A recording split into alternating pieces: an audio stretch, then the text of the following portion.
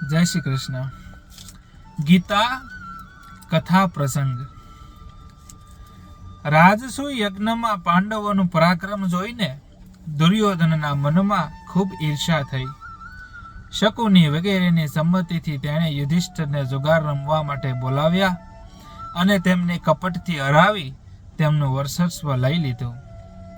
પછી એ પણ જણાવ્યું કે પાંડવો દ્રૌપદીની સાથે 12 વર્ષ વનમાં રહે અને 1 વર્ષ છુપાઈને રહે. આવી રીતે 13 વર્ષ વનમાં રહ્યા પછી જ તેમને પાંડવોને પોતાનું રાજ્ય પાછું આપવામાં આવશે.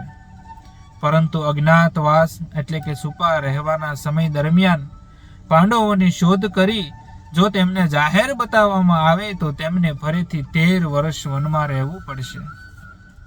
આ નિર્ણય મુજબ 13 વર્ષ પસાર થતા પાંડવોએ પોતાનું રાજ્ય પાછું માગ્યું.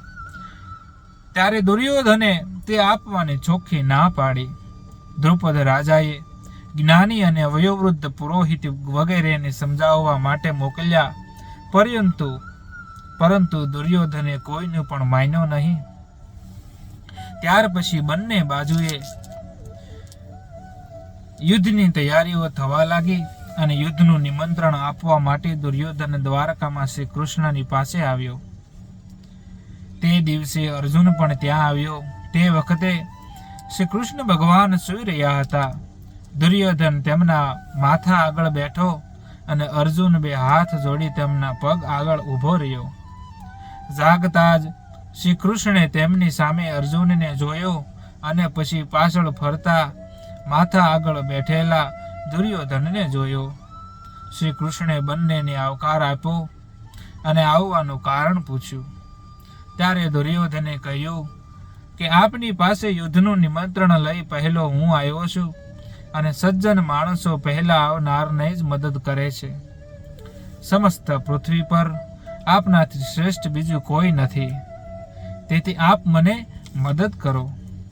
શ્રી કૃષ્ણે કહ્યું કે નિશંક તમે પહેલા આવ્યા છો, પણ મેં તો અર્જુનને પહેલા જોયો છે. હું બંનેને મદદ કરીશ. શાસ્ત્ર અનુસાર બાળકોની ઈચ્છા પૂરી કરવી જોઈએ. મારી મદદ આ પ્રકારની હશે. એક તરફ મારી નારાયણી સેના રહેશે અને બીજી તરફ હું એકલો નિશસ્ત્ર રહીશ. હે અર્જુન, આ બંનેમાંથી તને પસંદ હોય તે માગી લે. અર્જુને શ્રી કૃષ્ણની પસંદગી કરી. દુર્યોધને નારાયણી સેનાની માગણી કરી અને રાજી થઈ હસ્તિનાપુર પાછો ફર્યો. દુર્યોધનના ગયા પછી શ્રી કૃષ્ણે અર્જુનને પૂછ્યું કે હે અર્જુન, તો મને નિશસ્ત્ર લઈને શું કરીશ?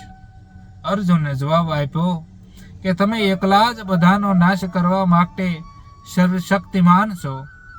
શ્રી કૃષ્ણ અર્જુનની ઈચ્છા મુજબ સારથી બનીને કુરુક્ષેત્રમાં તેની ગીતાનો દિવ્ય ઉપદેશ સંભળાવ્યો.